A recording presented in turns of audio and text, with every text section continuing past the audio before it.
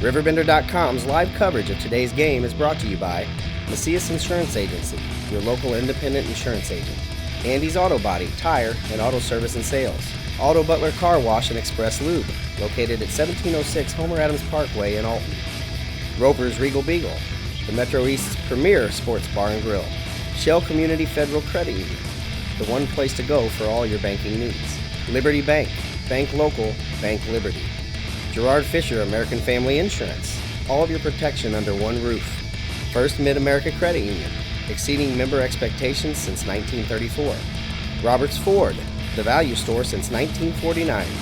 4204 Main Street Brewing Company, locally brewed craft beer and the area's best 100% certified Angus steaks and burgers. Calc Institute of Technology, your future, your success. Oilers are 4-12 against the Explorers since 06.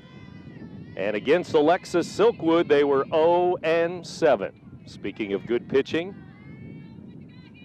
and Alexis Silkwood facing the Oilers between 2010 and 2013. Now 2016 rolling right along, and their first pitch is high for ball one to the right-handed hitter, number 14, Emma Taylor, batting now.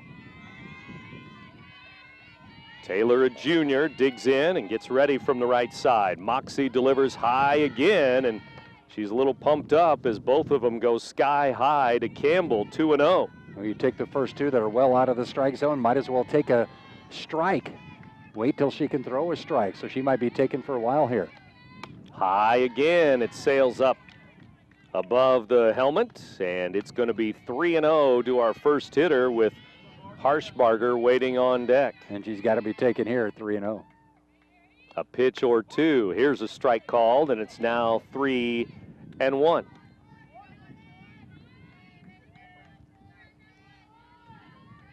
Sam Harshbarger waits on deck.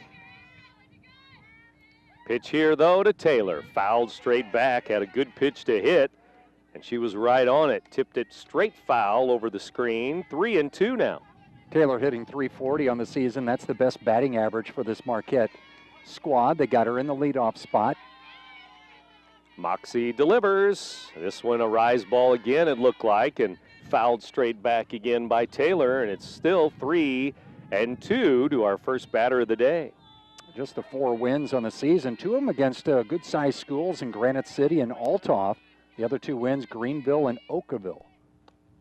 This one is low and away, and it's a leadoff walk for Taylor, and that will bring in Sam Harshbarger. We mentioned that Moxie has walked some this year. She does have good strikeout numbers, actually strikeouts to walks, about 3-1 for the season. Now the left-handed batter, Harshbarger, slapping or bunting. She will bunt. Back to Moxie, who will go to first. Second baseman Flanagan covering there. It's out at first with Taylor taking second base. Being a left-handed pitcher, that ball back to the circle, a little bit difficult to throw to second base. You really got to turn your body entirely around to throw down to second base. Easy play was at first. The sacrifice is good. Runner in scoring position now for Marquette. Grace Frost taps one foul, third base side, and one of the real bright spots, not only last year but this year, is the Marquette catcher, Grace Frost. Has had another good year, hitting over 300 on the season. Double, triple, home run this year, 8 RBIs. For the number 3 hitter, Frost, swing and a miss. Moxie taking something off there, and Moxie, 59 strikeouts now, or walks on the year, 59 walks, 143 strikeouts. Good time to use that changeup. Had Frost swinging through it. Pops this one foul. It's still 0-2 as she's ahead of Frost. Left-handed pitcher, right-handed batter. Grace Frost will be followed by Schroeder in the cleanup spot.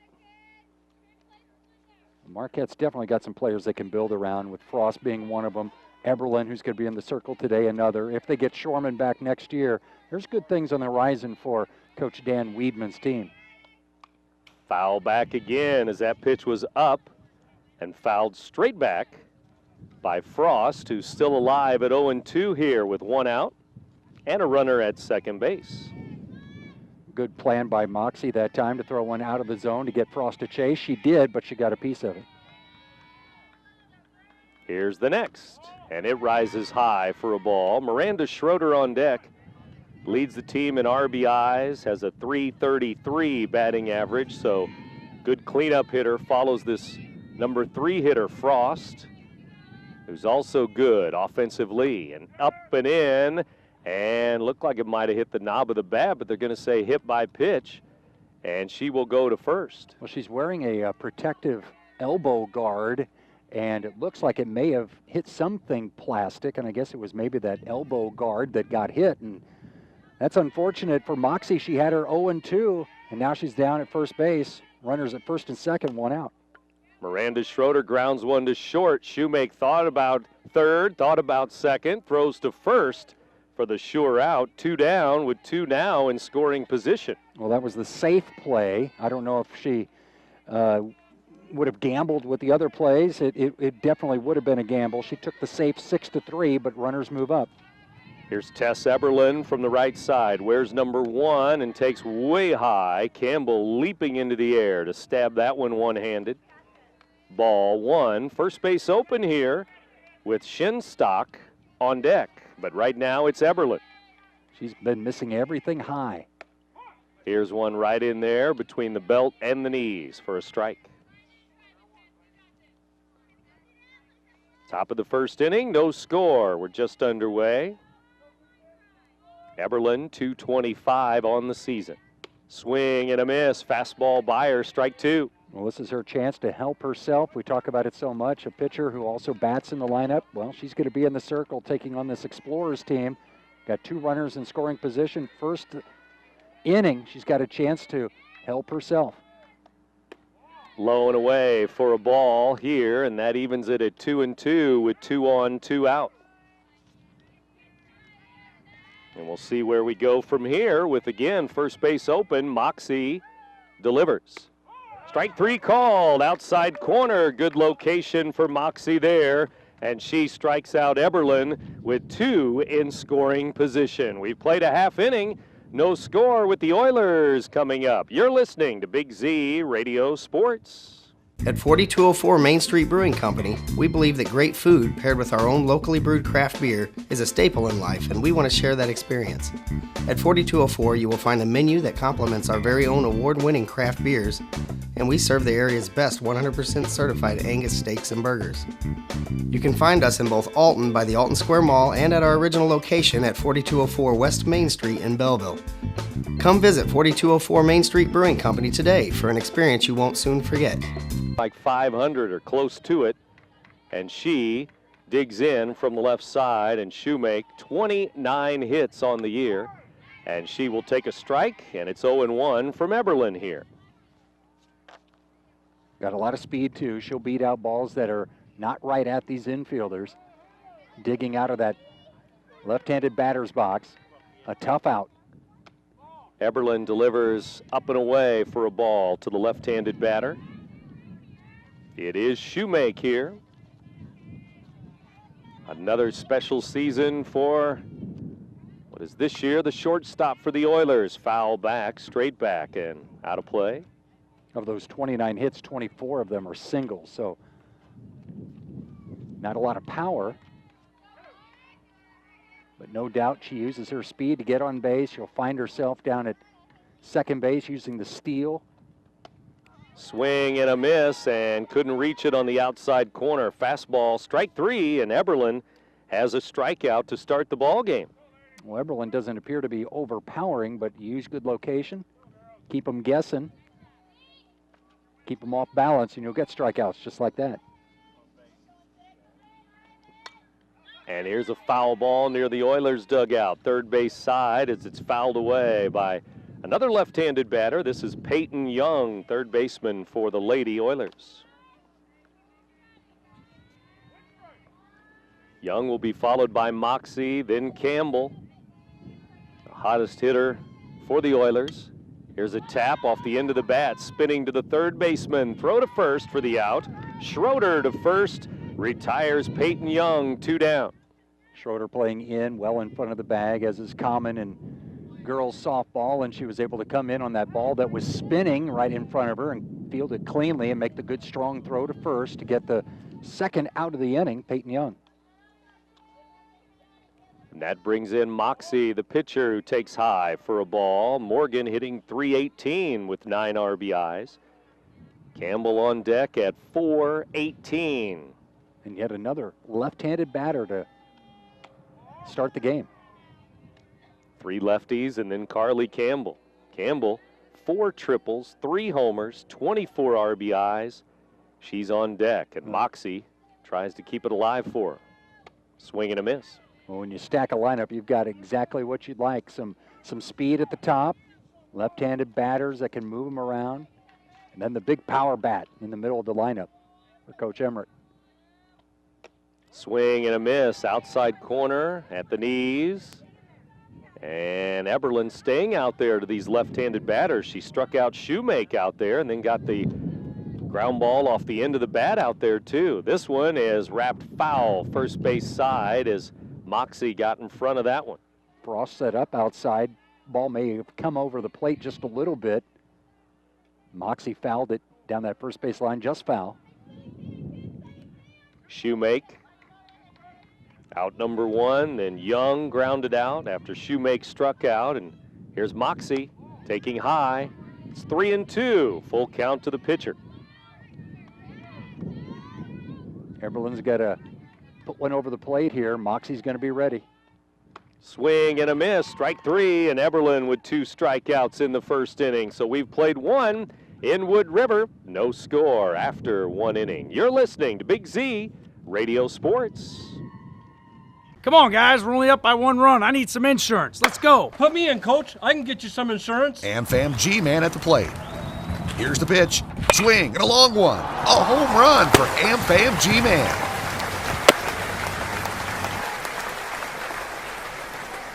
Hit a home run with my team, a winning team. Let me protect your dreams. Call me, Gerard Fisher, 466-7062. Come on, Coach. American Family Insurance. The ball high, and the second inning is underway. Again, Moxie missing high. And that could come back to haunt her. One of these batters get a hold of it, they can drive that high pitch in their eyes. Kaylee Shinstock takes a strike, and now it's 1-1. Kaylee, right-handed batter. Moxie, the lefty, brings it in. Rise ball, swing and a miss. High pitch, rising way upstairs, but strike 2. Another right-handed batter for Marquette.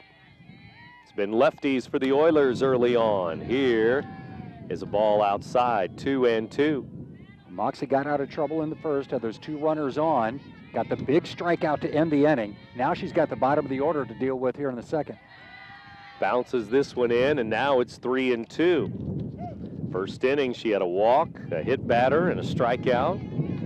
A little bit of everything in that first inning, and top of the second inning here, and foul ball. Again, a high delivery, still 3-2. Swinging under it just a little bit, fouling it back over the backstop here at Wood River High School. 3-2, nobody out. It is low and away, and it is another walk for Moxie. And that will start Marquette up with another base runner here. For the bottom 3 now, Fitzgerald, Harshbarger, and Parker in the bottom 3 of this batting order. Hasn't allowed a hit, but 3 base runners, 2 walks, and a hit batter. Walked the leadoff batter in each of the first 2 innings. Caitlin Fitzgerald takes a strike. She is the left fielder, and down a strike, another right-handed batter. On deck, it's the designated batter, Jonna Harshbarger. Pitch is another strike called, and it's now quickly 0-2. Now when she got the batter 0-2, Frost back in the first inning, she ended up hitting her. Don't want to do that here. Moxie delivers high and away, waste one a little bit there. Upstairs, 1-2 the count. Good discipline from the batter, knowing that got to protect the plate at 0-2. Now this one's low in the dirt, and it's 2-2. So you go down 0-2, you work the count to 2-2. Now he could start to look for something over the plate because Moxie doesn't want to miss again. Swing and a miss, as that one was in on her hands a little bit, just enough for her second strikeout, and now there's one down. Now Harshbarger steps in. The designated player bats right-handed. Then it will be Mira Parker to round out the batting order. She hits ninth. Here's a strike to Harshbarger. Number 8 hitter. Bats for the center fielder Lurkins. The pitch. High again, 1-1. Boy, when she's missing high, it's the catcher standing and reaching high every time. It's not like it's just above the letters, it's above the helmet. And then back to the knees for a strike by Moxie. Strike 2. And it's something mechanical. It can be worked on and straightened out. She can be scary good when she's on. Throws this one low for a ball. East Alton-Wood River and Marquette also playing in baseball today. That's at Gordon Moore Park. Here at East Alton-Wood River High School, though, it's softball today. The pitch, high again. Runner going, the throw down, not in time. It's going to be a steal with one out and a 3-2 count on the batter. I don't think there was a lot of communication that time from that Wood River infield to let the catcher know that the runner was going. Throw was a little bit late. Runner didn't even slide, got into second base. Swing and a miss, and strike 3 on a 3-2 gives her another strikeout. 3 Ks already, and there's 2 down. Now she's going to get her strikeouts, and this bottom of the Marquette batting order not imposing as far as offensive numbers are concerned. So you got to feel that Moxie's got the advantage when you're facing the bottom of this Marquette order. And that brings in Parker here with a runner at second. Now 2 outs as Moxie has struck out 3 in the game and 3 out of the last 4 batters.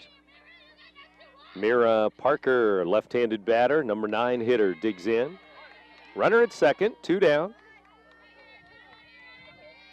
0-0 game, and the slap hitter takes it inside, ball 1, as she races up to the front of the batter's box. And we saw those Wood River left-handed batters. They were not slap hitters. This one is that traditional slap hitter running up in the box, just looking to put the ball in play and beat out a hit.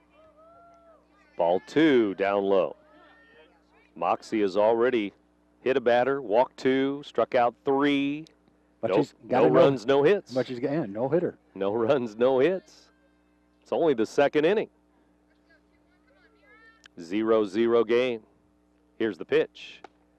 Inside to Parker with the leadoff hitter, Taylor, waiting on deck. Players moving all over the infield. Shortstop covering third baseman coming in.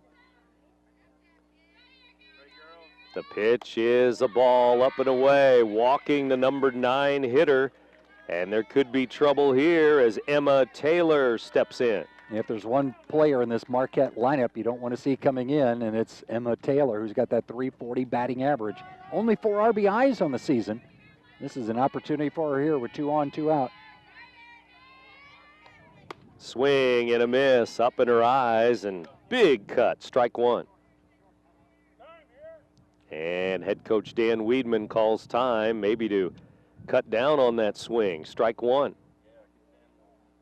Moxie to Taylor here, and Marquette 2 runners on again. They left 2 in the first. They have 2 on here in the top of the second. And Moxie's been working out of trouble, and it could come back to bite her. I mean, you continue to put players on base. Eventually, you figured one of them's going to come around. Somebody's going to make contact, going to drive in a run, get that clutch hit. So far, Moxie's been able to get out of the trouble that she has created. Moxie delivers. It's a strike at the knees, and quickly it's 0-2, and Moxie way out in front here for the leadoff hitter, Emma Taylor. Defense gets ready. Moxie delivers. Swing and a tap to the circle. Morgan throws to first for the out, and that will end the inning. 2 more left on for the Explorers. Second inning, no score in Wood River. You're listening to Big Z Radio Sports. At Shell Community Federal Credit Union, you are important. We work hard to ensure you have the best banking experience possible. Whether you are inquiring about opening a savings account or wanting to learn more about a loan, our professionals are here to help you with any questions, and we will walk you through every step of the process. Since opening our doors in 1935, we've never forgotten that our members are our most important asset, which is why we continue to excel. For all your banking needs, Shell is the one place to go. Throwing strikes, pitching to contact at times, although she had 2 strikeouts in the first inning. But Campbell 3 home runs, Beneke 3 home runs, Shoemake has 2 homers on the year. The Oilers with some offensive numbers. There's some games where they score some and allow some runs, and they've won 9 and lost 13. They're looking for someone to get on base. This is one of them. Carly Campbell, 28 hits on the season. As you mentioned, the 3 home runs, she's also got 5 doubles and 4 triples, so she can get an inning started with an extra base hit. Takes it low, ball 3, 3-1. Head coach, manager Dana Emmerich down at third in his 6th year as head coach for the Oilers softball team, and assistant Mike Beecham coaching at first. Eberlin delivers. Soft line drive foul. Jammed her and to third base. Foul ball, strike 2. Yeah, in on the hands. Didn't get it out on the barrel of the bat. Foul ball, bats the third baseman, Schroeder. Southwestern comes to Wood River Wednesday for softball. That's part of our Wednesday doubleheader. Here's ball 4 low, and Eberlin walks Campbell to start the 2nd inning. Well, we've seen leadoff batters in the 4 half innings. 3 of them reach base, with Moxie walking the leadoff batter in each of the first 2 innings for Marquette, and now Eberlin walking the Oiler leadoff batter here in the bottom of the 2nd. Emmy Flanagan, the second baseman, and she spins one out to the pitcher. Eberlin throws low. Good scoop there, and out at second base. Good play by the shortstop, Taylor. And it's a force out. Yeah, when you're coming in to make that play out of the circle, you've got to make a play and not hesitate at all. And Eberlin came up throwing to second base. Ball was in the dirt, fielded well by the shortstop there. Got that lead runner on what in essence was a bunt, even though it was a swing off the end of the bat. Now right-handed batter, Rebecca Knoll. Becca, the designated player for Teresa Hand, the right fielder today. Bottom of the 2nd, 1 out. Oilers at the plate and a ball low. It's now 1-1. We exchange Campbell for Flanagan, who's now the runner at first base. Tess Eberlin delivers high for a ball. The Big Z salutes today's business of the day. Art Farner of Edward Jones on State Street in Alton, 467-1111 for Art Farner. Edward Jones, our business of the day. There's a soft line drive, and it's going to get past the shortstop into left field. Runner stops at second on the single with 1 out. There's 2 on base. First single of the game. It was in that deep hole at shortstop, just out of the reach of the shortstop for the Oilers, Taylor, or Explorers, I should say, Taylor. And runners at first and second with Beneke, who's got some good power numbers coming to plate. 3 homers, 17 RBIs. Courtney, batting just over 200, will take up and in, ball 1. She gets a hold of it, it's going to go. No fence here, of course, at Wood River, so could be off to the races if she puts a charge into one. Wind blowing in from left field. Breeze has died down a little bit for the moment. Pitches outside, 2-0 from Eberlin, who struck out 2 in the first inning. She's now walked 1 in this inning. And a hit by pitch, or I should say a hit for Knoll. Swing and a miss, Beneke. Good location that time. Outside corner at the knees. Got Beneke to kind of reach for it a little bit. Martin and Knight round out the order after Beneke.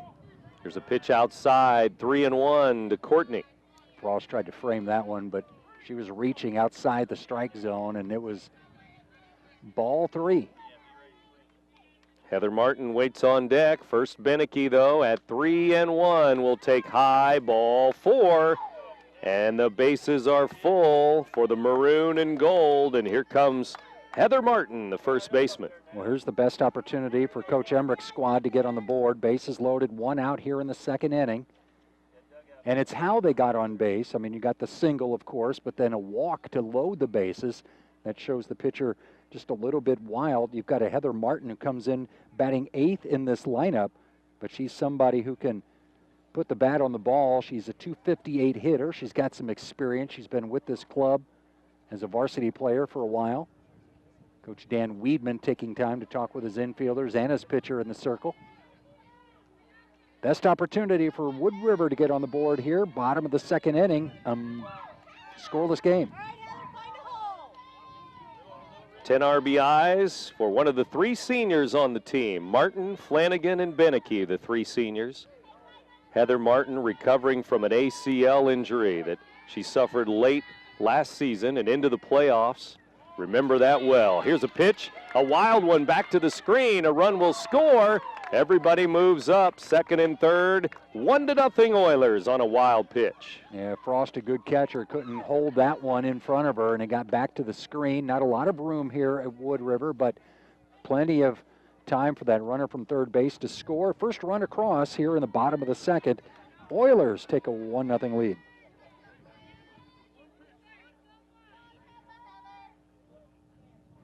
Now we'll see how they play it with second and third. First base open.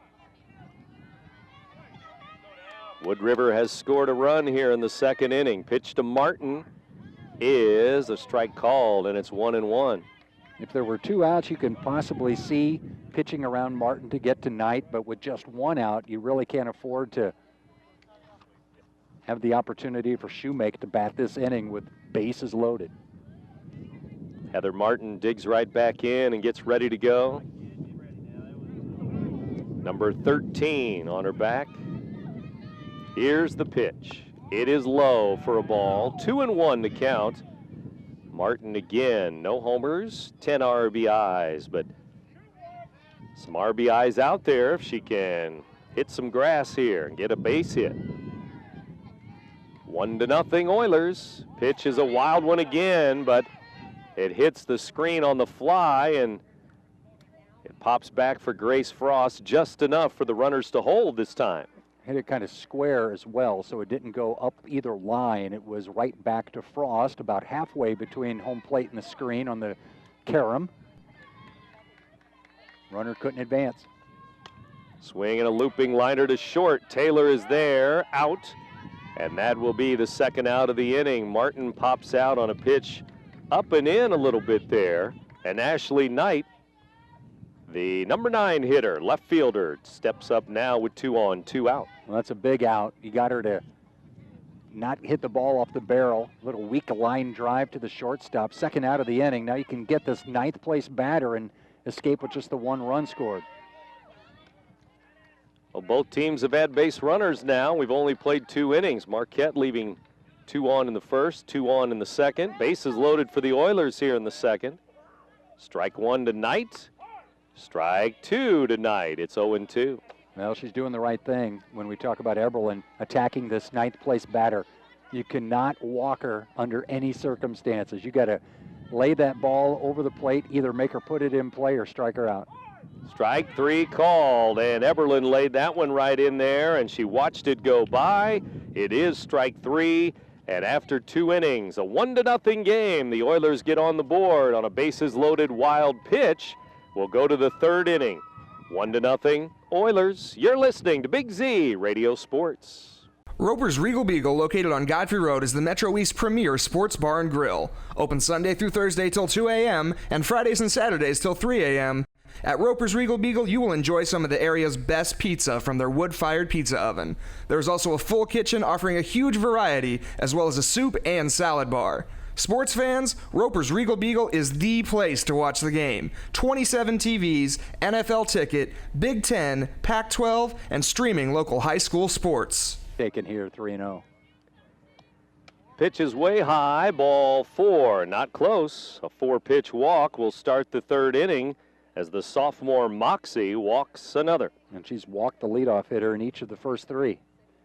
And getting away with it so far. But the heart of the order coming up for Marquette now with Frost and Schroeder. Flirting with disaster here. Frost, the 3-hitter, will pop one into short center. Beneke coming on. It's a base hit that drops in front of her in center field. Not hit hard, but Frost sent it right back through to center field for their first hit of the ball game. 2 on, nobody out. Dropped in front of Beneke. Harshbarger had to play it safe. She can only go about halfway, thinking that maybe Beneke can catch it on the fly. Once it dropped, Harshbarger was able to slide in safely at second as Beneke tried for the force out. Here's a high pitch to Miranda Schroeder, third baseman. Schroeder again, 10 RBIs, 333 on the season, clean up hitter. And she tries to do some damage, tie the game, or maybe more for Marquette. Now she's going to bunt. Back to the pitcher who goes to first. Flanagan covering there. Sacrifice for the cleanup hitter, moves the runners up. Yeah, you don't see that often where a cleanup hitter, your RBI leader, laying a bunt down. But Coach Dan Wieben wants to get these runners in scoring position and see if Eberlin can come through. But Schroeder laying down the good sacrifice bunt. Runners move up a base, but it's the first out of the inning.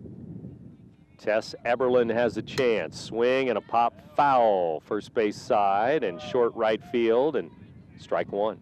At least 2 runners on in each of the first 3 innings for the Explorers. No runs to show for it as of yet. Third inning, 1-0. East Alton-Wood River with the lead. Marquette threatening again. Eberlin takes low. Campbell with a good block as it bounced in front of the plate at home.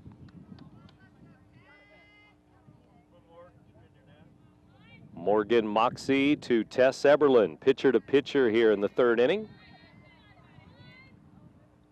2 in scoring position. Swing and a shot off the glove of the pitcher. Shortstop will throw to first for the out. Run scores to tie the game on a ground out. 1-6-3. Shoemake made the play. Yeah, Eberlin hit it so hard that it went off the glove of Moxie and hard enough to roll towards the shortstop, who was able to get the runner at first base by a good step or so because Eberlin hit it so hard.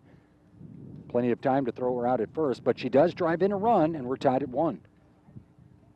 1-1 ball game now in the third inning. Top of the third. Big Z salutes today's business of the day. Art Farner of Edward Jones on State Street in Alton, 467-1111. Our business of the day, Art Farner of Edward Jones. Here's the pitch, and it's a strike at the knees. Runner at third with 2 down. Don't forget, after the game, we announce our Munganast Alton Toyota Player of the Game for you.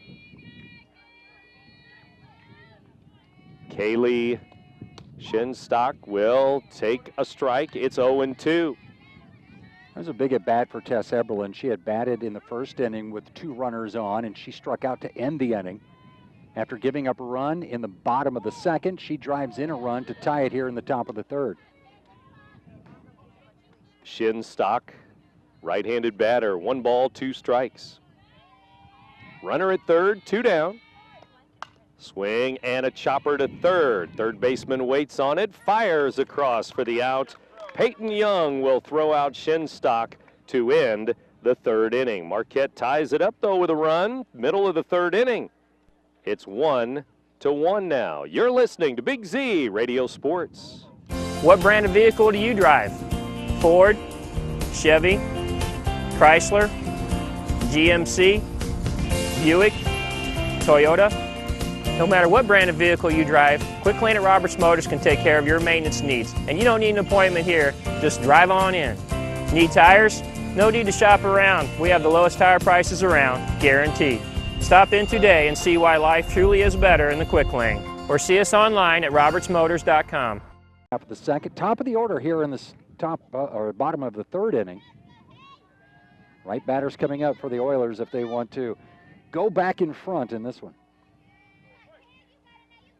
1-1 third inning, and Shoemake will take a strike from Eberlin. Frost is the catcher, Schroeder at third, Taylor at short, Harshbarger at second, Shinstock over at first, Fitzgerald in left, Lurkins in center, Parker in right field. And Shoemake at 1 ball, 1 strike here in the bottom of the third inning. Took a lot of pitches in that first at bat. Watch the first 2 here in this at bat. Outside for a ball. Watches another one. A lot of leadoff batters. They get maybe one opportunity to swing the bat because they take so many pitches. 2-1 to Shoemake. It bounces away, low and away. Ball 3. And you don't want to put her on. We mentioned a lot of walks, but those walks turn into doubles and triples with stolen bases. And she's 1 stolen base away from the school record.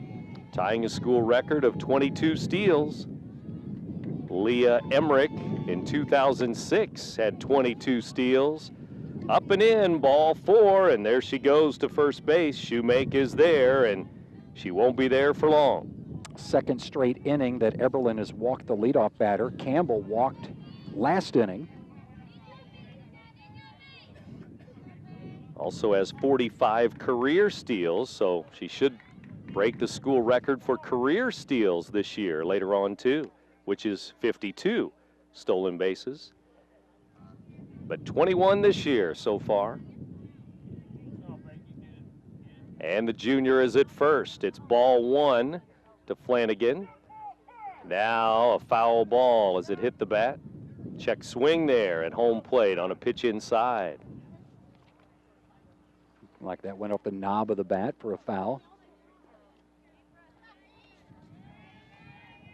It's going to hit off the knob of the bat. It was probably a ball, so that's a good break for the Explorers. Not so good for the Oilers. Peyton Young digs back in from the left side. And it's a ball. There goes Shoemake. She steals second base. The throw trickles into center field as it was off the mark and off the bag, but Shoemake would have made it either way. She's got 22 steals. So that, ties the record? Ties the record for a single season at East Alton-Wood River High School. Not out of the realm here that she would steal third. Here's the pitch. Shot off the glove of Eberlin, and she is hurt and goes down, grabbing her left hand. And we'll see what happens here with Eberlin, as it's going to be an infield hit, first and third, as that shot went right back to the circle, and Eberlin lost her glove right away and started grabbing that left hand or wrist, one or the other. It literally took the glove off of her hand, and it looks like, well, she's to her stand as she was down on her knees, as she immediately was feeling it as that ball was still thrown around the infield. It was hard hit back up the middle by Young, and it caught Eberlin awkwardly. She did not get it in the web of the glove, and it looks like it may require a pitching change for the Explorers. And we mentioned earlier in this game that they do not have a lot of depth at that pitching position. Yeah, Eberlin has pitched every game, all the games for Marquette this season.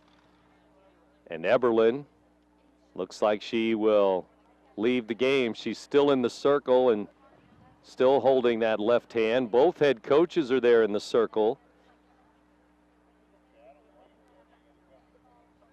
And going to get her some ice and maybe even some x-rays here in the near future. Yeah, that's got to hurt. I mean, it was a hard hit ball by Young, right up the middle. Your first instinct as a pitcher to get a glove on it, and that's what she was able to do, get a glove on it, but it was not a way that she was able to get it in the webbing of the glove and make the catch. It kind of deflected off of her glove as she was trying to protect herself, and it caught her awkwardly, and it's injured her left hand, not her pitching hand, it's her glove hand, and still smarting right now as she's in the circle. She's going to come out of the game, no doubt. And like you mentioned, there might be a trip to OSF St. Francis in the offing. As she is still in the circle, and Marquette getting set to warm up another pitcher. And we'll have to see if that, who that is, if that is Shinstock or somebody around the infield that will start loosening up here. And we'll see how things go as they bring the ice bag out to the circle. And Tessa Eberlin walking around the circle right now, still in a lot of pain with that left hand, the glove hand. And it is going to be somebody else warming up. Kaylee Shinstock will move from first base and start tossing to the catcher, Grace Frost, and loosening up a little bit here. Well, looks like she's trying to flex the hand a little bit, and you think that that's pretty good news, that it's maybe not broken, but definitely could have sprained something there. She's actually putting a glove back on the hand, so she's probably pleading with the coach to stay in the game. Try to see if she can even put her glove on. He put the batting glove on underneath the glove, and now she puts the glove on too. You just wonder if it bent that finger back. And she was in a lot of pain for a long time, and Shinstock is still loosening up there with Eberlin right behind her in the circle. 1-1, bottom of the third inning. The Oilers have runners at first and third during this injury timeout. We'll take a break from Wood River. You're listening to Big Z Radio Sports. I'll grab the birthday cake. You bring the gift, if you're sure she's ready. She's 16, honey, and she's earned a set of keys. She's studied and practiced, I know, but it's a big responsibility. When you have a teen driver, it's good to know that Madison Mutual has the insurance coverage you need. She's ready, and so are we. I talked to our Madison Mutual agent. Call Barry Macias, your local independent insurance agent, at 467-2874. The more life changes, the more you need Madison Mutual. She will get ready to go, and we'll see how she does here the rest of this third inning and the rest of the game, really. Keep an eye on her. Eberlin delivers, and the throw to third on the pitch outside. Shoemake jumping around there and taking the big secondary lead off of third base with nobody out in a 1-1 game. Yeah, we should mention that Young did reach base on that play. It was a hit. Yeah, she's at first base with the single. Second hit of the game for the Oilers.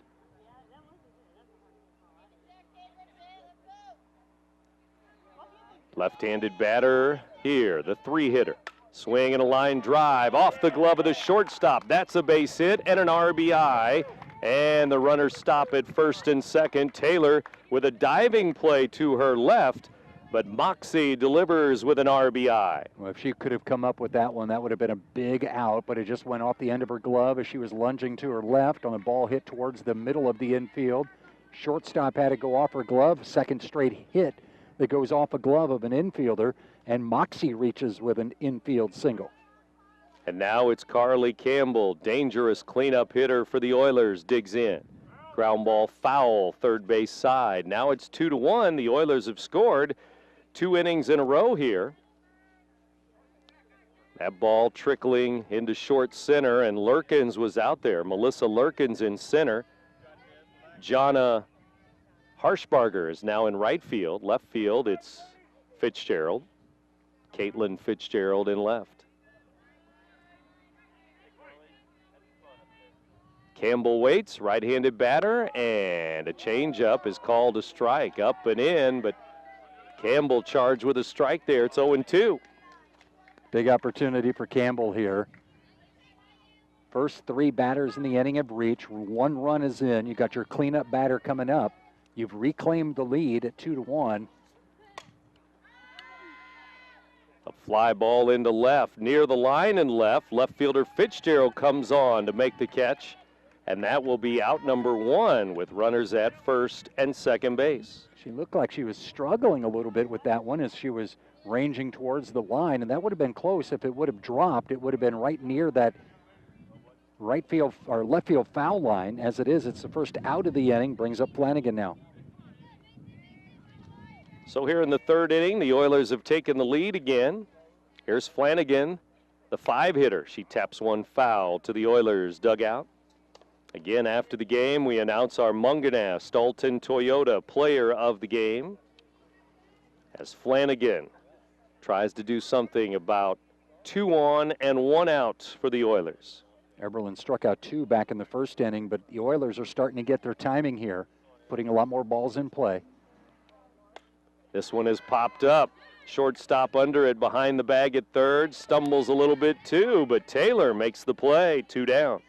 Yeah, she stumbled right at the edge of the grass, actually caught the ball in foul territory for the second out of the inning. Got a couple pop-ups here, one that carried to the outfield, one that stayed right for an infielder to make the play, and 1 run in the inning after Wood River put their first 3 on.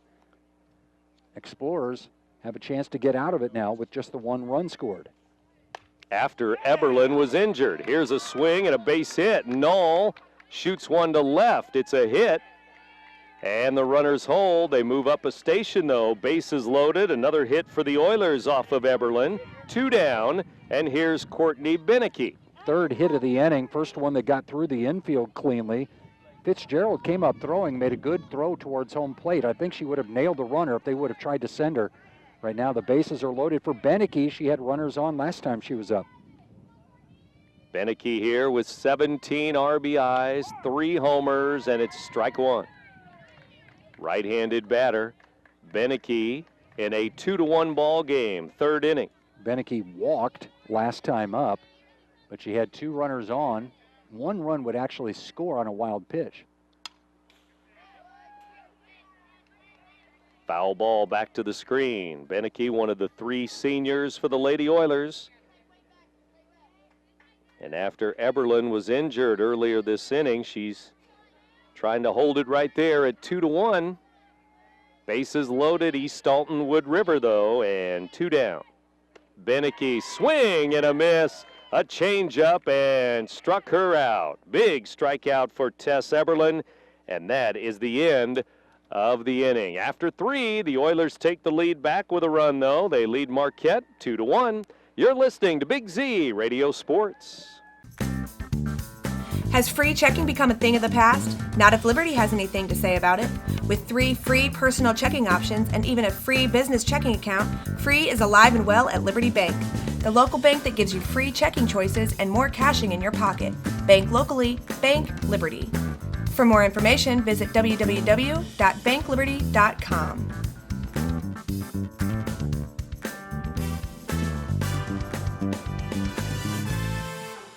On base for each team here early in the ball game. Oilers lead it after 3 innings, 2-1. Moxie throws way high, and it's a ball. See how Moxie attacks this batter. She's the 7th place batter in the lineup, and Moxie has walked the leadoff batter each inning in this game. Fitzgerald will take a strike, and it's 1-2. Jonna Harshbarger waits on deck. Right fielder. Right now, Fitzgerald at 1-2 will take high for a ball. 2-2 now. Moxie has struck out 3, walked 4, though. Given up 1 run, 1 hit. Swing and a tap foul, 3rd base side. Tried to fool her with the changeup that time. Batter was able to get a piece of it, stay alive. 2 balls, 2 strikes. Tomorrow it's Alton softball on the Big Z. Redbirds in Belleville East. Fastball, swing and a miss. Strike 3. 4 Ks for Moxie now to go with the 4 walks. Did not strike out a batter in that 3rd inning after she struck out 3 out of 4 batters from the end of the 1st through the 2nd inning. Fitzgerald a strikeout victim now twice in the game. That will bring in Harshbarger. Swing and a miss. Strike 1. She also struck out first time up back in the 2nd. Mira Parker waits on deck. And the pitch on the way. It bounces in for a ball. And that makes it 1-1. Parker, the number 9 hitter, batting for Missy Lurkins. It looks like Parker became the designated player just before game time, not on the original lineup that we had. Here's a pitch just low or just outside for a ball. Oilers wanted it. Moxie wanted it. Morgan looks in. The lefty rocks and fires. Rising fastball and did not swing. 3-1. So many pitchers that Moxie has thrown today have been high in the zone. And your eye level, you start looking for it to be high in the zone. And when you get one surprised at the knees, it maybe throws off the umpire a little bit. Swing and a miss there. Late cut on a fastball. 3-2 the count now. It's full to number 7, Harshbarger. Right-handed batter waits. Moxie, the lefty, delivers. Swing and a tap to short. Shoemake will charge and throw to first. 2 up, 2 down. Shoemake, veteran for this Explorers team playing, or for the Oilers team playing shortstop this season, coming in to make the play with a strong throw over to first for the second out of the inning. We've not seen a 1-2-3 inning in this game. We could here. First two have been retired. Parker will take a strike, and it's 0-1. Mira Parker, the number 9 hitter. For Marquette, that means Taylor, leadoff hitter, on deck. But 2 up, 2 down here in the 4th.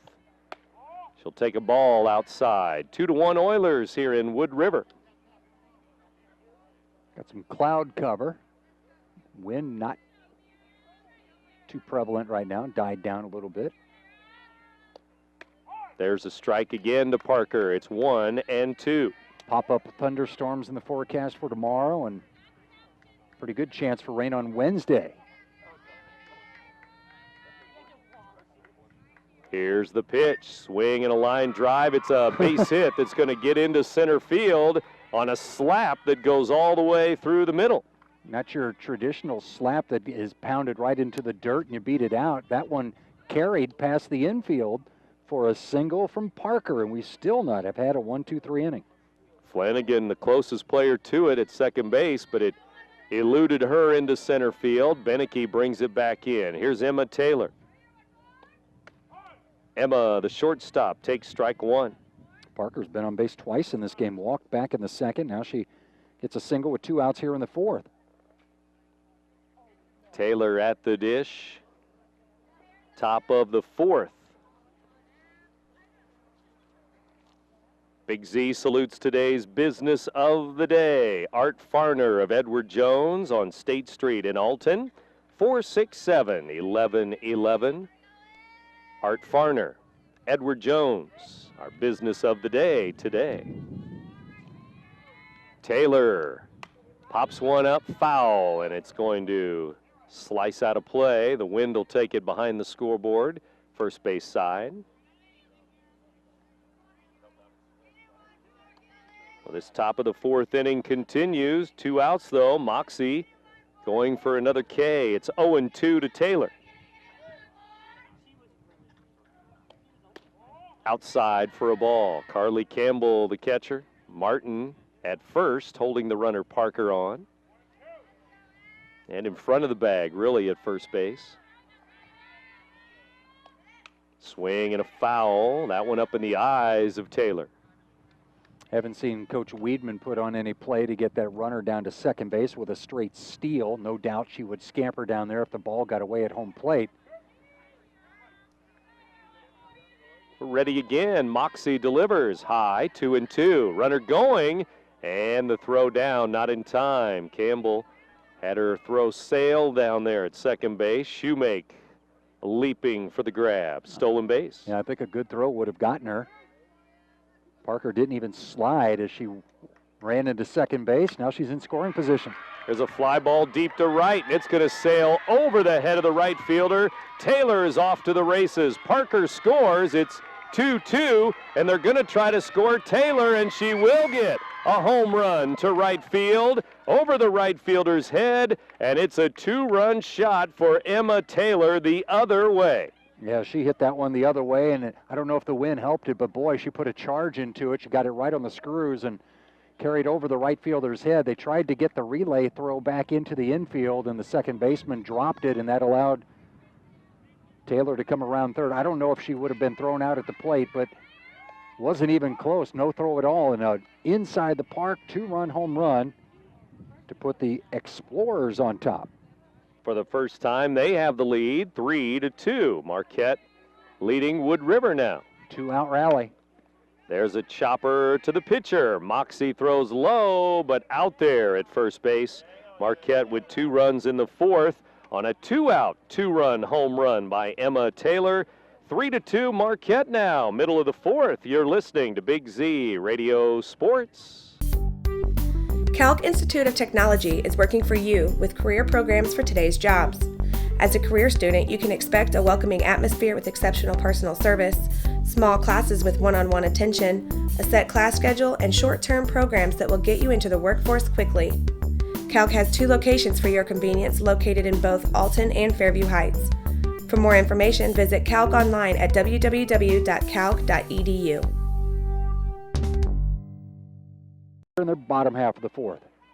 According to our stats, that's only their second home run of the season. Grace Frost has the other homer, but Emma Taylor, home run number 1 on the year. And 3-2 Explorers. Here's Tess Eberlin throwing the bottom of the fourth. Martin shoots one to first. Good backhanded stab by Shinstock there. She'll go to the bag. 1 out. A little bit of a late swing from Martin. Always a difficult ball to the first baseman when it comes off a right-handed batter's bat. That ball has a spin on it, could take a bad bounce on you, get away from you, but she was able to make the play. Shinstock retires the first one. Fakes a bunt. Ashley Knight will take ball 1. Been a struggle this year for Ashley Knight, hitting .071. She was a strikeout victim first time up.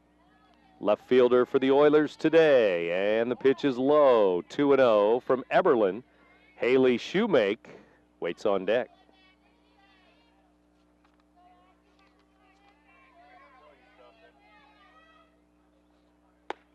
And there's a strike on the outside corner. Make that strike 1 now.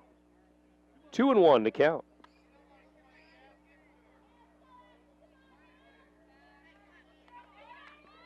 Left-handed batter, Ashley Knight, the pitch. Gonna bunt. Maybe foul tipped it or bunted through it, and that is strike 2. And 2 balls, 2 strikes. And now she'll switch to the right-handed side of the batter's box. Gets the 2 strikes trying to slap from the left side, now switches to the right side. And it's a 1-hopper back to Eberlin. Grabbed it with her glove and flinched a little bit, grimaced a little bit, but made the play on a 1-hopper to the circle, back to first, 2 down. Yeah, those balls that she's been able to receive from her catcher, you know, when she can catch it right in the web, she's okay, but if she has to field something and it's not fielded cleanly, when you're just reacting and just putting that glove down, that's when it's going to hurt. And she grimaced, but she got the out. 3-2 Marquette. Pitch is upstairs to Haley Shoemake here. Eberlin did retire the Oilers 1-2-3 back in the first. She's trying to do it for a second time after the first 2 are retired here in the fourth. Couple of ground ball outs here in the bottom of the fourth inning. Pitch on the way. It's low in the dirt, 2-0. 2 runs, 4 hits for the Oilers. They trail 3-2 now. Eberlin also with some walks, some strikeouts. Shoemake fouls it down into the left field corner, out of play. 2 balls, 1 strike now to the leadoff hitter. After the game, our Munganast Alton Toyota player of the game for you. Marquette 4 wins on the year. Wood River 9 wins on the year in softball. The Explorers had the 2-out rally with their leadoff batter coming through. 2 outs here in the fourth, and the leadoff batter Shoemake in the batter's box for the Oilers. Will she take a pitch here? It's 3 balls, 1 strike. We haven't seen her swing much in this game. She did strike out in the first, walked and scored in the third. And she takes a strike. It's 3-2 now. Full count. As the sun pops back out here, but between a couple of clouds in Wood River. Bottom of the 4th inning. Ball 4 outside to Shoemake, and 4 walks, 4 strikeouts for Eberlin now. Second time Shoemake has walked in this game. Brings in Peyton Young, and if I'm not mistaken, I think it was Peyton Young who lined that ball right back up the middle last inning that caught the glove of Eberlin awkwardly, and she spent some time in the circle in a lot of pain. She was able to come back into the game. She allowed a single that drove in a run, but there was only the 1 run scored in that inning. Now there's 1 runner on with 2 outs here in the 4th. Peyton Young back in there, 1 for 2. Shoemake going, the throw down, skips to second base, and Shoemake has another steal, and now she's all alone as she sets the record for stolen bases in a single season for Wood River. 23 steals on the year. A record that has stood since 2006, falls here in 2016 on a April afternoon. Pitch to Peyton Young, 300 hitter. 3:13 to start the day. It's a ball, 1-1. So now Wood River tries to tie it up and score for the 3rd inning in a row. They scored a run in the 2nd, a run in the 3rd. Bottom of the 4th, runner at 2nd, 2 down. Deep drive to right, right fielder going back, and that's over her head. That'll tie the game. Peyton Young going for 2. She has 3. It's an RBI triple as she stops at third base. 3-3. We've seen a couple of deep shots to right field here in the 4th inning. That one was pulled by the left-handed batting Young, and she drove it over the head of the outfielder Harshbarger, and she was off to the races. Scoring easily from second was Shoemake, and that ties the game at 3. And standing at third base is Young after the RBI triple. Couple of 2 outs rallies here in the 4th, one in the top half of the inning, now in the bottom half. RBI triple Peyton Young, and now it's Morgan Moxie who has an RBI single earlier in the game. Young pitch is a strike. 2 for 3 in the game is Young. 1 ball, 1 strike. 2 outs, runner at 3rd. The Oilers that close now to taking the lead again.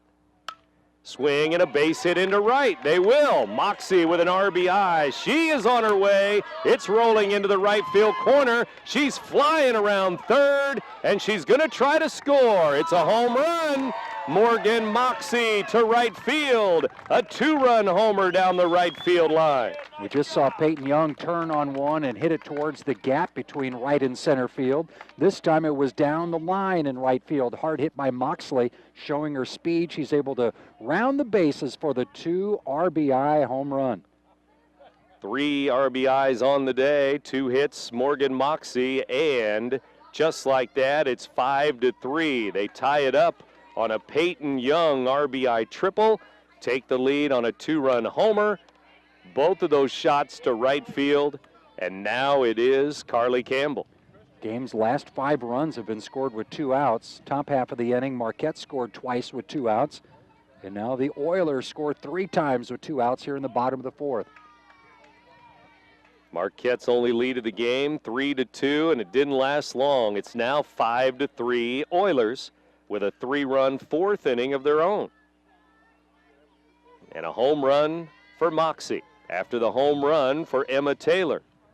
Each team with a homer here in this inning. Here's a high hop to the first baseman Shinstock, and out is the call as players go tumbling to the ground, including the batter Campbell. She's out at first. It was Harshbarger backing up the play, and Campbell ran through the bag and collided with the second baseman for Marquette, who was coming over to back up the play. They both tumbled to the deck, but they both get up fine.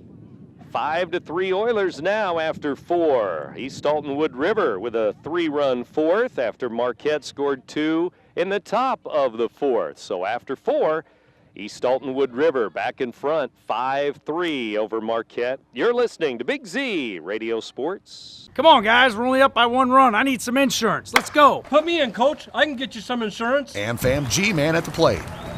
Here's the pitch. Swing and a long one. A home run for AmFam G-Man.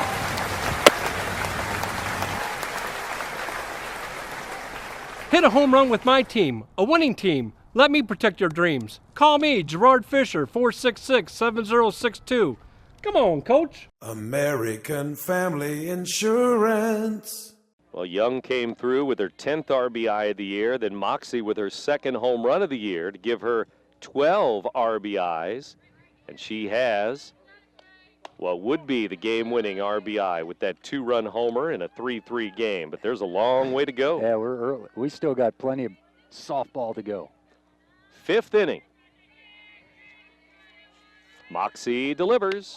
A strike at the knees. It's 2-1 now, the count, to Grace Frost. Been on base twice in this game, hit by pitch in the first inning, singled in the third. Pitch on the way. It's another strike to Frost. 2-2 now with Schroeder and Eberlin to follow. Open stance.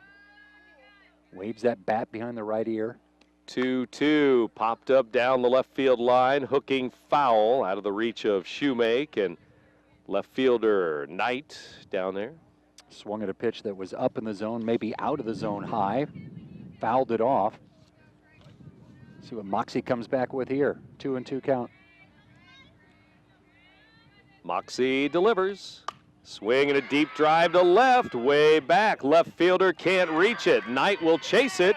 Frost will have a stand-up double to lead off the 5th inning on a deep drive to left field. That's the first one we've seen hit deep to left, as Knight had a good jump on that ball and reached up for it as if she maybe had a bead on it.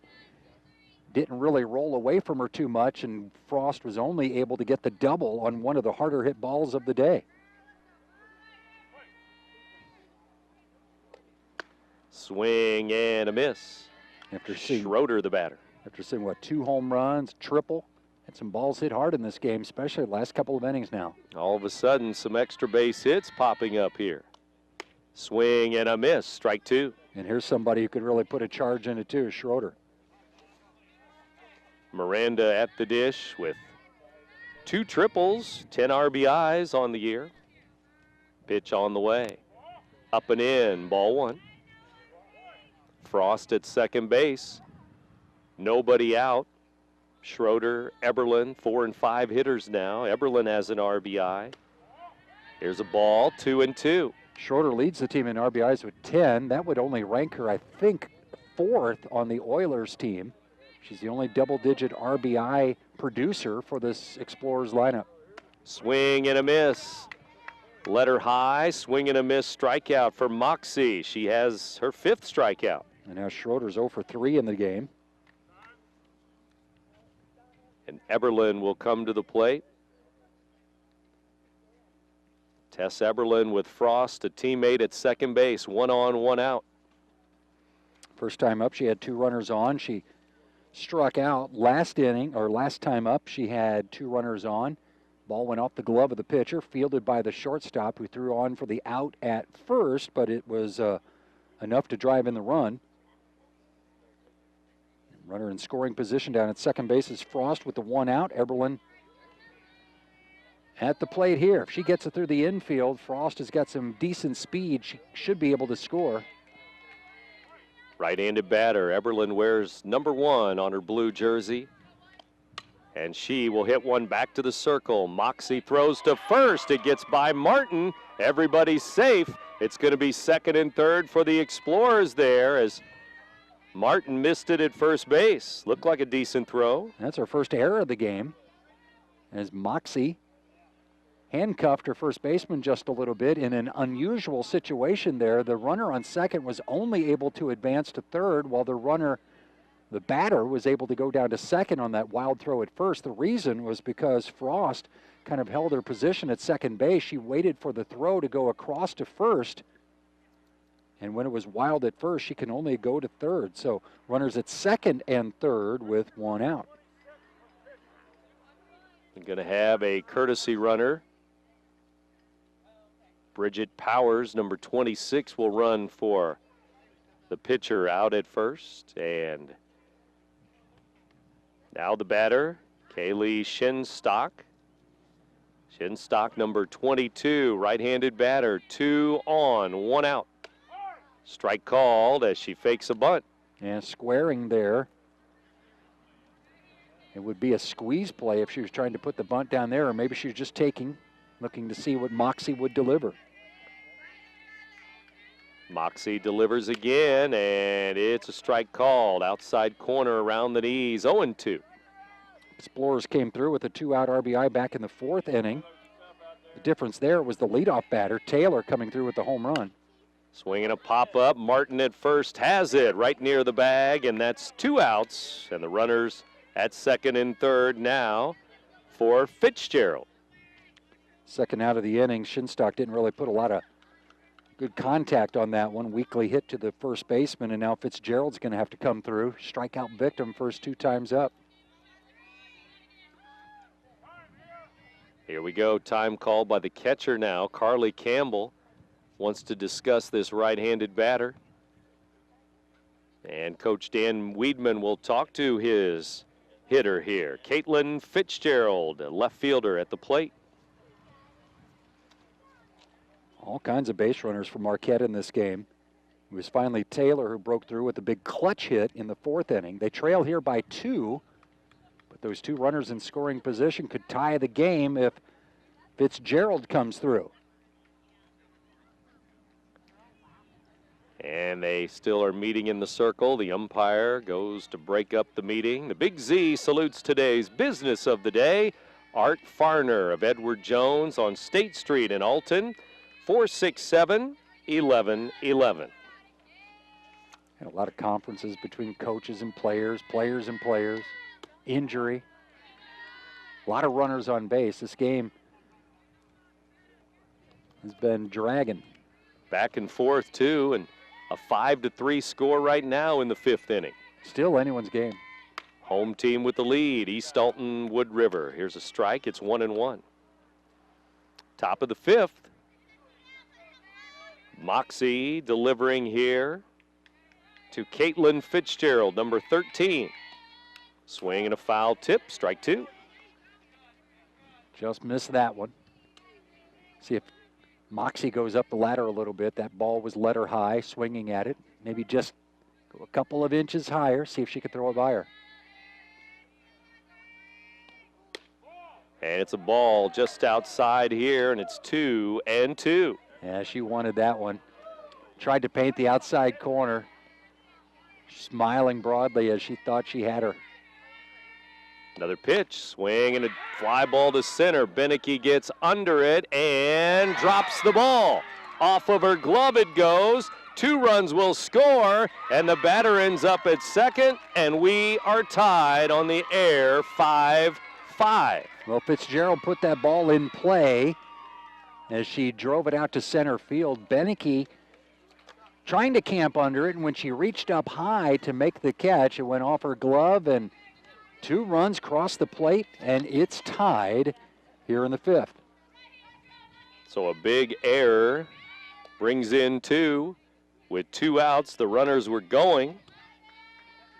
And it's a 2-run error on the center fielder, Beneke, that allows the game to be tied up at 5-5 here in the 5th inning. Second error of the inning. Popped up on the infield, and second baseman Flanagan wants it and has it. A pop-up on the infield will end the 5th for Marquette. 2 unearned runs, a 2-out fly ball to center field, dropped by Beneke, and it's a 5-5 game with the Oilers coming back up when we come back. You're listening to Big Z Radio Sports. All right, sir, we finished all the services on your car. They'll take it over for your complimentary car wash, and they'll call you when it's ready.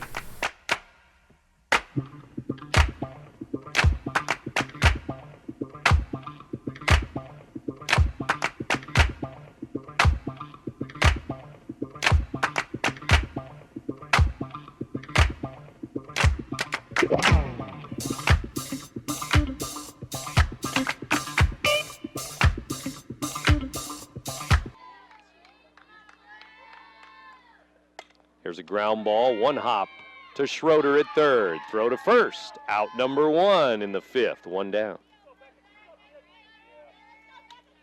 Good play made by Schroeder over there at third base. Field it cleanly, make the good strong throw across the diamond. Out number 1 recorded. That will bring in the designated player, Becca Knoll. Had a hit earlier in the game. High here. 6 hits for the Oilers. They've been given 4 walks, 4 strikeouts for Eberlin, 4 runs, or make it 5 runs. Knoll's actually 2 for 2 in this game. Couple of singles. And a foul into right field now. 2 hits for Moxie, 2 hits for Knoll. Moxie has driven in 3 with a home run. Peyton Young with an RBI triple. Shoemaker scored twice after reaching on walks. Couple stolen bases as well. That's what she needs to do at the top of the order. Popped up back here, and it's going to be just out of play. Near the Oilers' third base dugout. Null, the 6-hitter, then it's Courtney Beneke will try to make up for that error in the last half inning. Top of this 5th inning, Marquette with no runs in their first 2 at-bats. Then they've scored 1, 2, and 2. Wood River, no runs in the first inning. They've gone 1, 1, 3 on the line score for a 5-5 game in the 5th inning. 4 strikeouts in the game for Eberlin. She had the 2 in the first inning. Single strikeouts in the second and third, but starting to hit the ball more. Oilers are starting to put more balls in play. Eberlin not missing nearly as many bats last couple of innings. This one bounces in, slipped out of the hand of Tess Eberlin. And the batter, Knoll, is at 2 balls, 2 strikes, 1 out. Becca Knoll takes high, ball 3. She has done a little bit of pitching herself this year behind Moxie. Has a 3-1 record.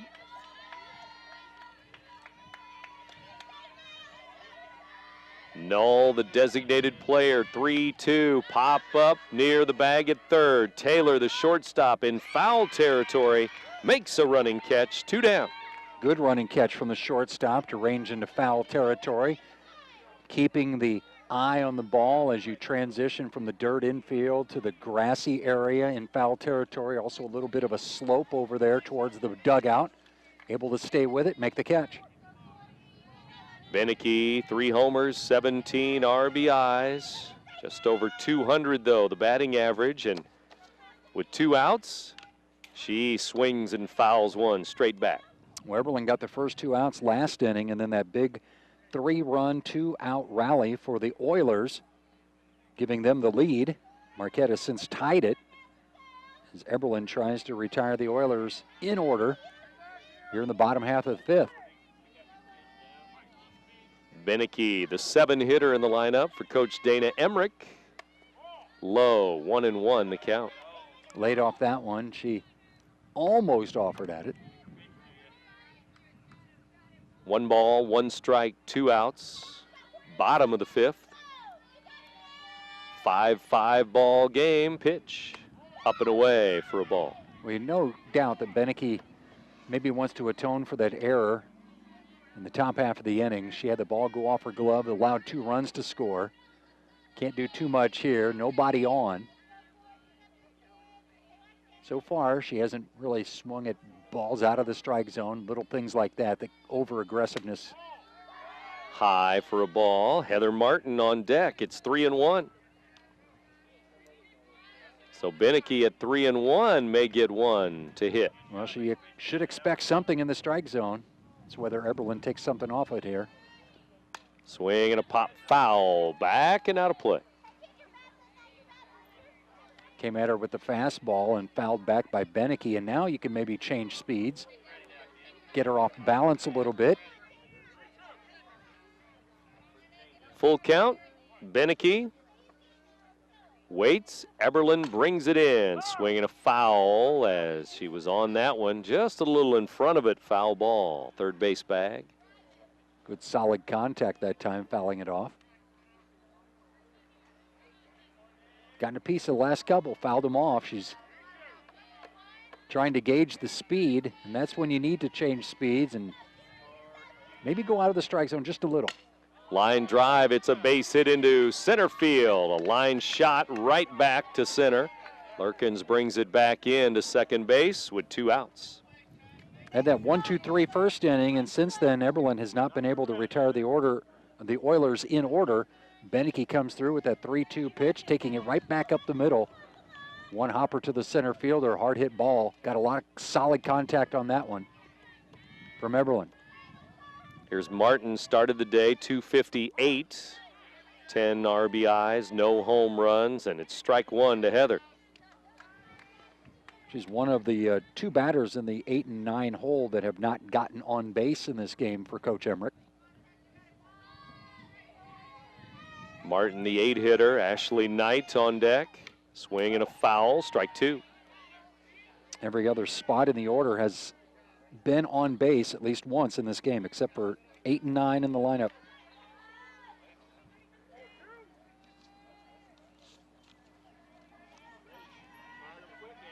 Everybody ready again.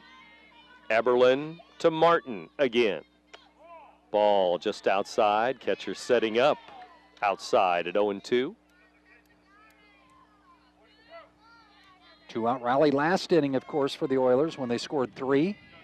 Explorers had their own 2-out rally here in the 5th when they scored 2 in the top half of the inning.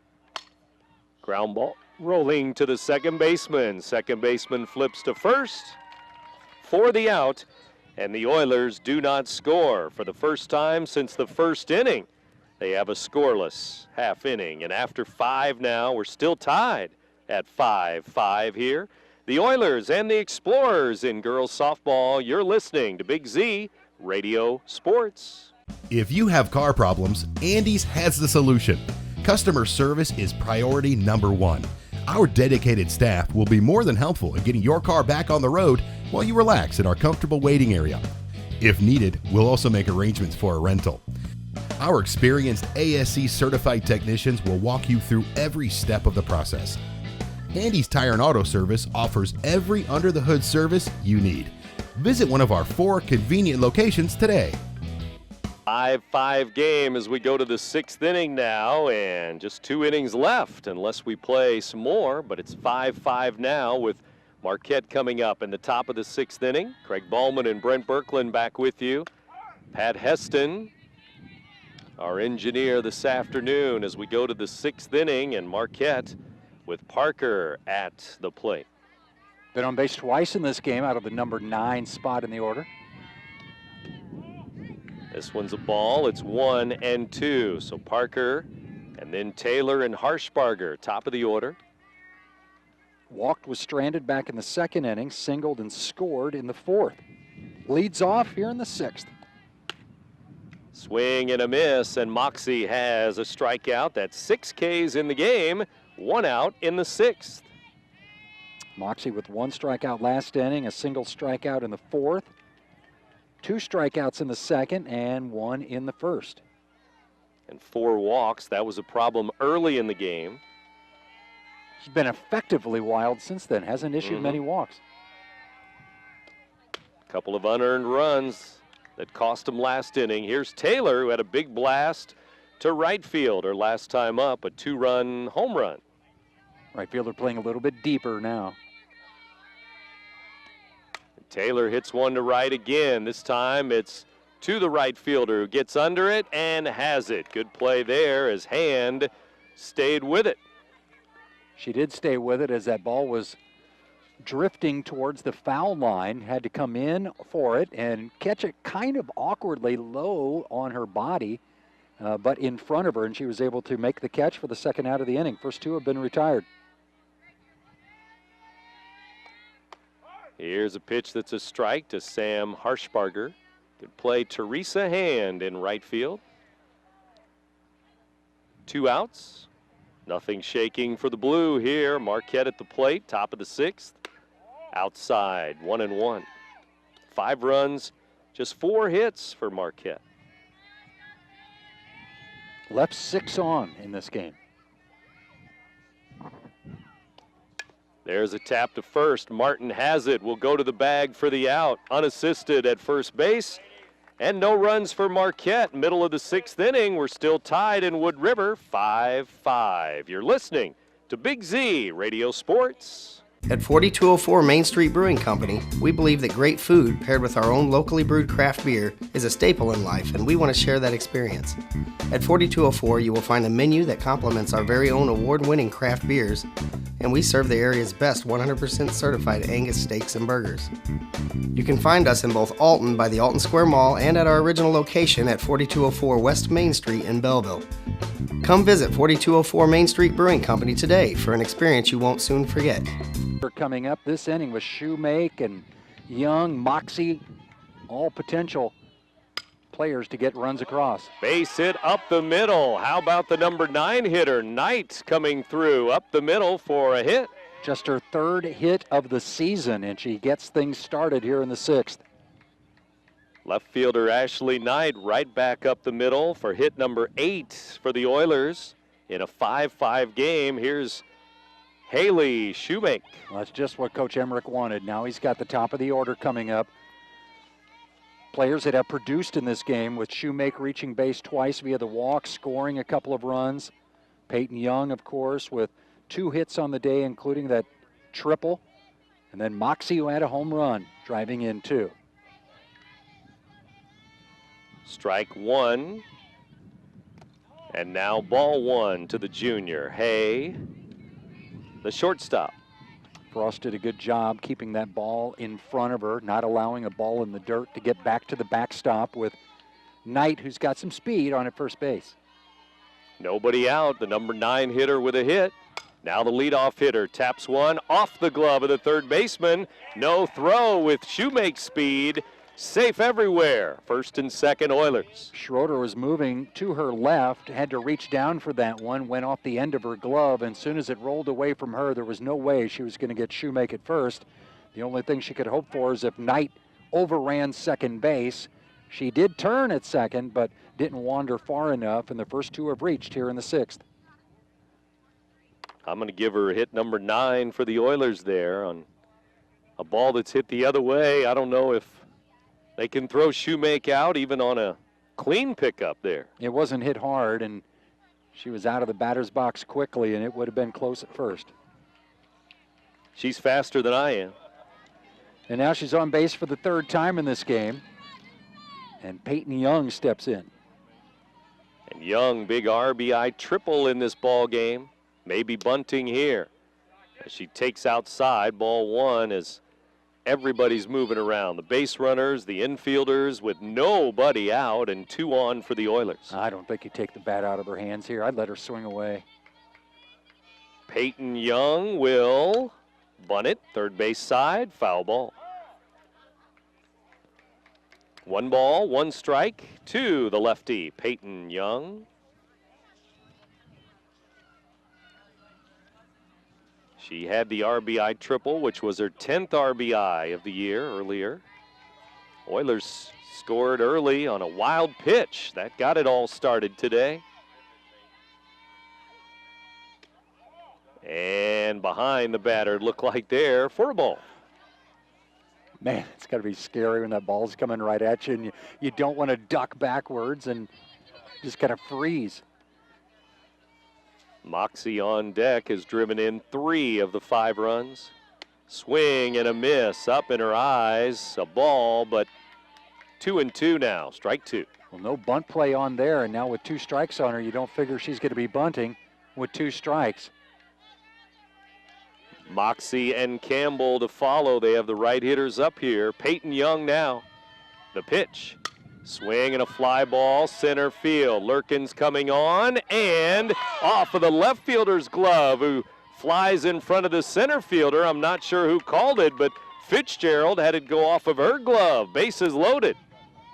Lurkins had a reaction like she was surprised that the left fielder cut in front of her, but it looked like she may have had the better angle.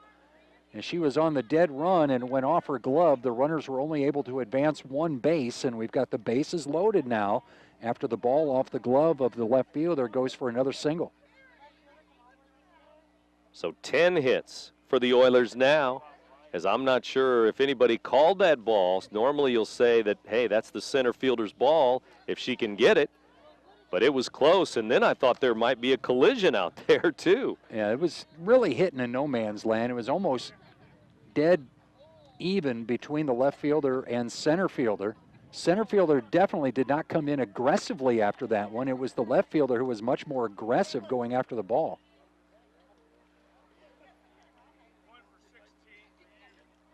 Moxie. Got a courtesy runner here. Courtesy runner is Katie Booten, number 1 on the roster. A freshman will run at first base. Shoemake at second base. This is a pivotal point of the game. You got go-ahead run at third. Bases are loaded. You got the middle part of the lineup up. Nobody out. Morgan Moxie last time up drilled one into right field. She's been on base twice in this game. She's 2 for 3, scored a run, driven in 3. And she could be the winning pitcher if she helps herself here. Left-handed batter Moxie will take on the outside, off the plate, ball 1. RBI single and a 2-run homer. And she could have even more coming here with the bases loaded and nobody out. And she pops it up into right. Right fielder camping under it. Runners tagging, and the right fielder can't get it. It's going to drop. A run will score, and that's it. Bases will stay loaded as the right fielder tried to get under it, Harshbarger, but it kept sailing away from her and blowing away from her there and even slicing away from her, and she couldn't get a glove on it. Yeah, either she didn't read it real well or if the wind affected it a little bit, because it just kept she kept coming in little by little, and the ball just, she never did get to it, and it dropped in front of her off of her glove. Another single. There's a line drive by Campbell, and it's into center field by the center fielder. 1 run scores, 2 and 3 will score. It's a bases clearing double, 3 runs in. Campbell makes it 9-5. Well, Campbell has had some chances in this game, and she had not come through. She does here. Bases are loaded, and she drilled one on the first pitch she saw from Eberlin, clears the bases, and gives her team a 4-run lead with 4 here in the 6th, scored by the Oilers. And we mentioned earlier in the game that Campbell, a 400 hitter to start the day. Give her 3 RBIs there for 27 RBIs on the season. Moxie has driven in 4. Campbell has driven in now 3 with 1 swing of the bat. Pop foul and out of play by Emmy Flanagan. Talking about teenagers here, and you talk about not coming through earlier in the game, but boy, she did. Did she ever come through here with the double with nobody out? It drives in 3, gives her team the cushion, and should mention still nobody out here, and the Oilers can tack some more on. As they have 5, 6, and 7 now, Flanagan, Null, and Beneke coming up against Eberlin. It was loud double-digit hits, and now 9 runs in the game. Eberlin has not walked nearly as many batters as Moxie has, but since those early innings, she's not been able to throw the strikeout pitch, and she's allowed a lot more contact, especially some hard hit balls with triples and doubles and home runs, extra base hits from the top of the order against this Marquette pitcher. Coming up on a 2-hour ball game, bottom of the 6th, it's 9-5. Check swing, and she went too far. Strike 3, Flanagan is out on strikes.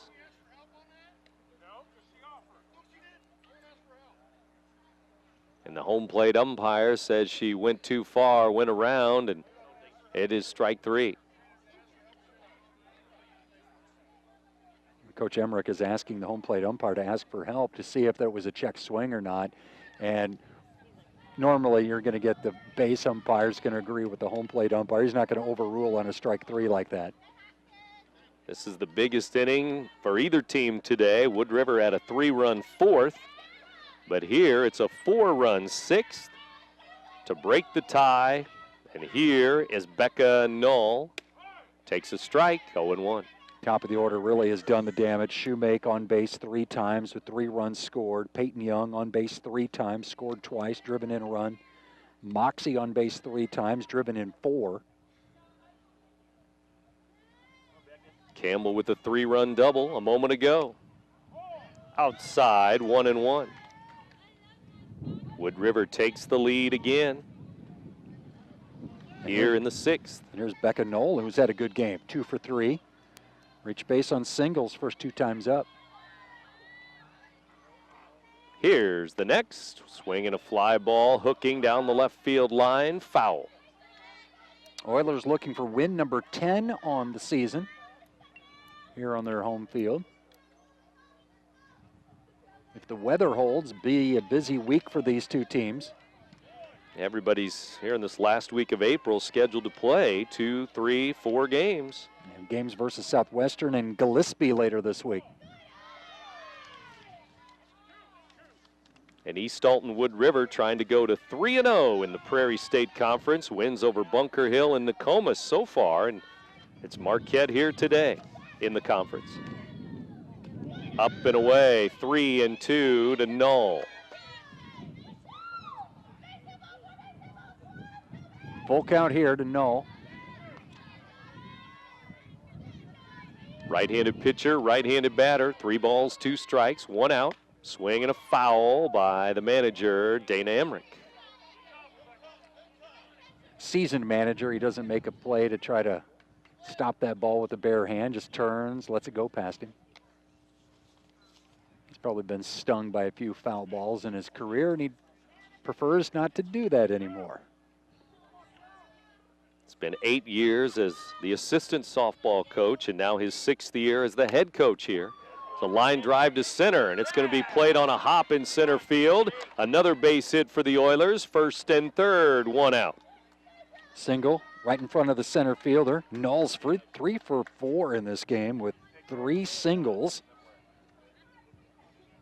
Runner stops at 3rd. Campbell just goes station to station. And how many hits in this inning? They just keep coming. And the Oilers will bring Teresa Hand out to run at first base.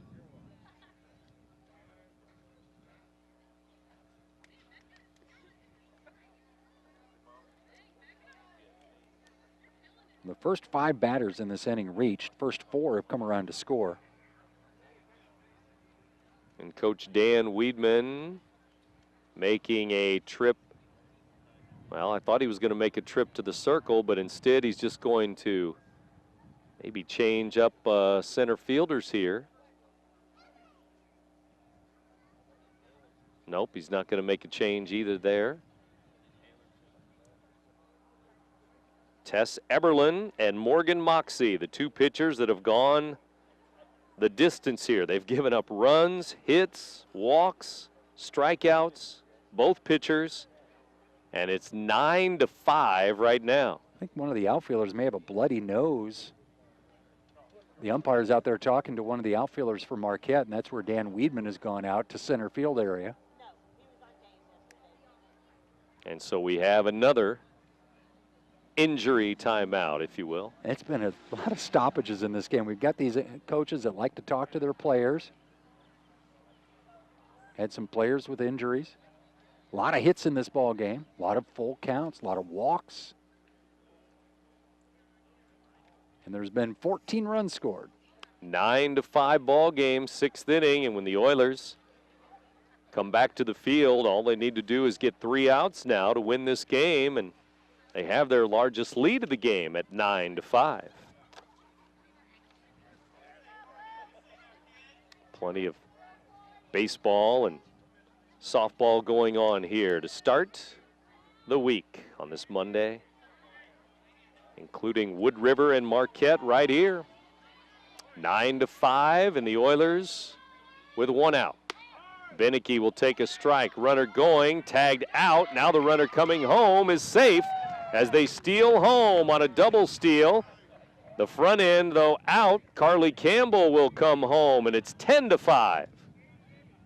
It was a straight steal of second base, and with the throw down there, that launched the runner off third base to try and score. The runner was out by plenty down at second base, but they really couldn't make a good throw home to retire the runner coming home, and another run crosses the plate here in the 6th for the Oilers.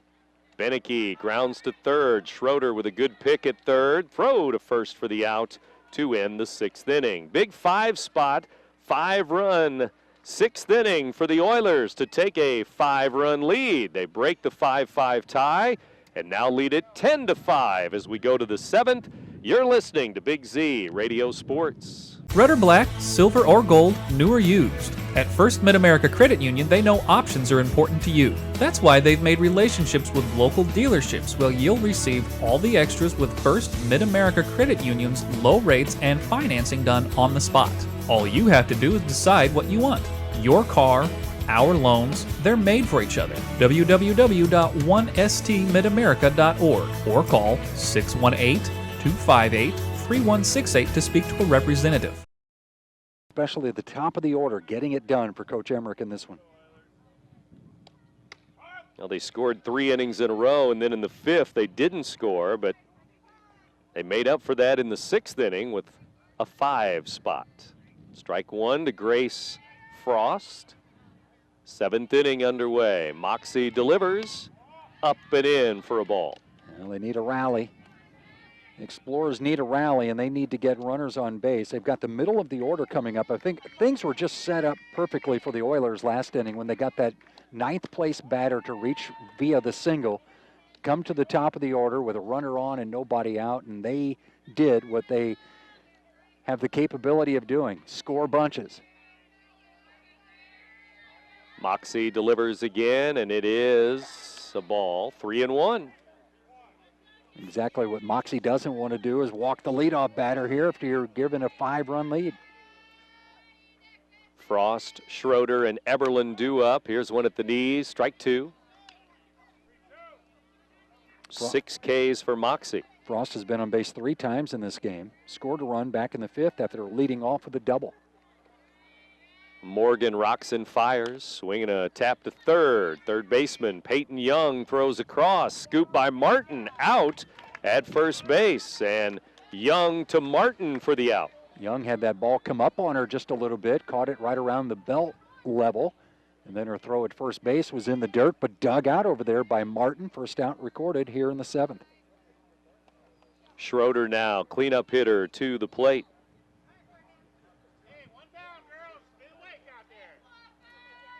Moxie delivers. Schroeder takes ball 1. 0 for 3 today, Schroeder. Marquette was still only 4 hits, right?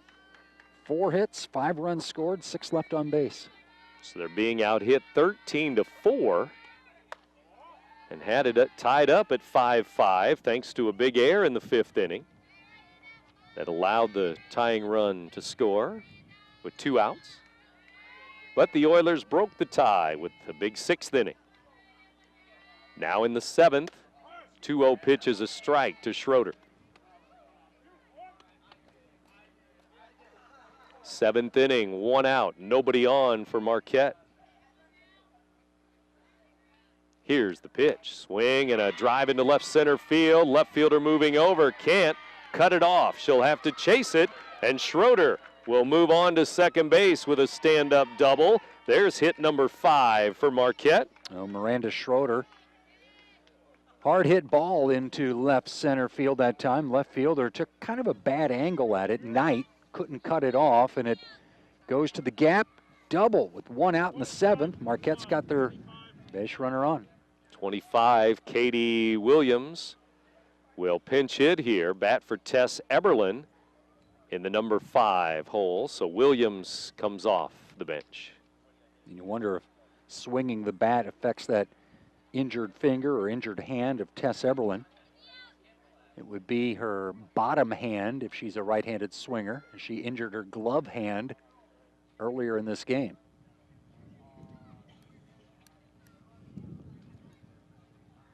And they make the change, a runner at second, 1 on, 1 out, and we're also going to get a runner at second base for Schroeder, it looks like.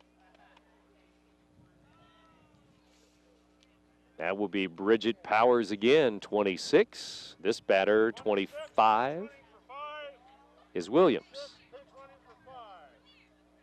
Williams, right-handed batter, digs in. Katie is ready. Morgan Moxie is ready. Pitch on the way. It's a ball, up and away.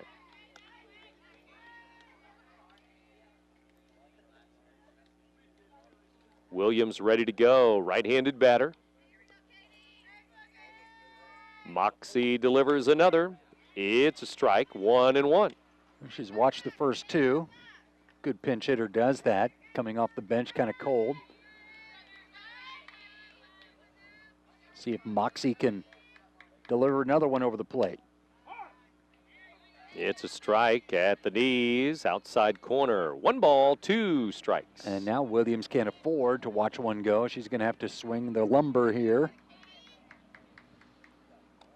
Swing and a miss, strike 3 and 7 strikeouts for Morgan. And the Explorers are down to their final out. And that brings in number 22. That would be Kaylee Shinstock. Shinstock, the first baseman. Reached base on a walk back in the second inning. Stole a base. Stranded at second in that inning. Wild pitch back to the screen. Runner to third with 2 down. She's also grounded out and popped up in this game. 0 for 2. 10-5 ball game, and we've had just a little bit of everything today. We haven't had any rain. Okay, that's true. Pitch is high for a ball. An injured pitcher in the 3rd inning that we thought was going to come out stayed in. I say that because there's a lot more clouds building up here. Mm-hmm. I see those clouds. Here's the next. And it is a strike called. For the best chance of rain, Tuesday night, Wednesday, and Wednesday night. All saying showers and thunderstorms during the middle of the week. High, 3-1. Looks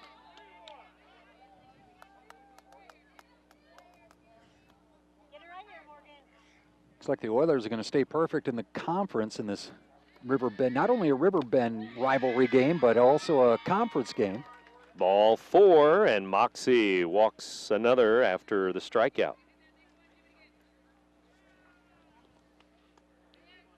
And that will bring in Caitlin Fitzgerald here, 13, the right-handed batter. Marquette still needing more base runners, down by 5. It's 2 on and 2 out, ball 1. It was Fitzgerald's fly ball to center field that allowed Marquette's last 2 runs to score.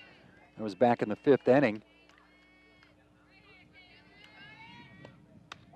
There's a strike, and it's 1 ball, 1 strike.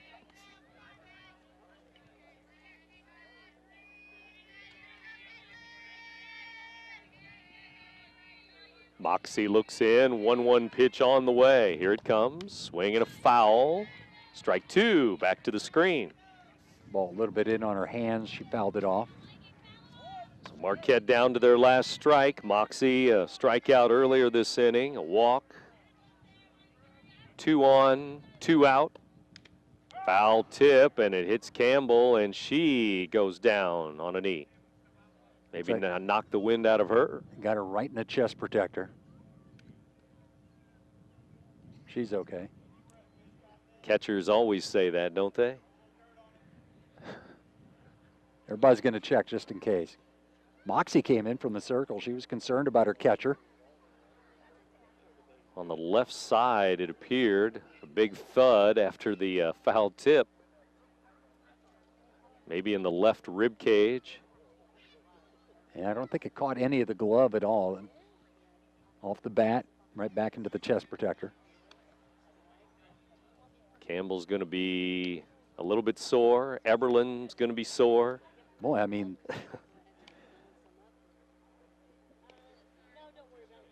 it's just a softball game, but you never know about injuries. As you said, this game has had a little bit of everything, and it's going to come down to one more strike that Moxie needs to get across the plate if she wants to end the game here with Fitzgerald. They're all having a laugh with Carly Campbell, and she says it's not really so funny. 1 ball, 2 strikes, 2 outs. We're ready to go again. Morgan Moxie delivers. Strike 3 called, and that's the ball game. A strikeout ends the day for Marquette. East Alton-Wood River with the win. The Oilers doubled up the Explorers 10-5. You're listening to Big Z Radio Sports.